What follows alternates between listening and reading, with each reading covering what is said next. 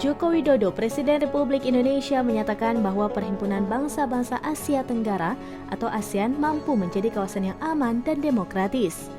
Hal tersebut dia sampaikan saat membuka sesi ASEAN Interparliamentary Assembly atau AIPA di Labuan Bajo, Manggarai Barat, Nusa Tenggara Timur atau NTT pada Rabu 10 Mei 2023.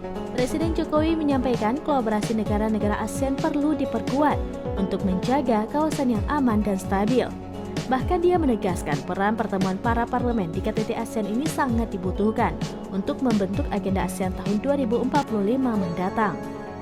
Dia turut menyampaikan atas dukungan ASEAN selama masa pandemi COVID-19 sehingga mampu melewati masa-masa kritis. Untuk informasi, Presiden Jokowi akan memimpin 7 dari 8 pertemuan di konferensi tingkat tinggi atau KTT ASEAN ke-42. Adapun dari 8 pertemuan itu, 5 pertemuan akan diadakan di tanggal 10 Mei 2023, yaitu KTT dalam bentuk pleno, interface dengan AIPA atau Parlemen, interface dengan youth, interface dengan ABEC atau bisnis, dan interface dengan HLTF atau High Level Task Force.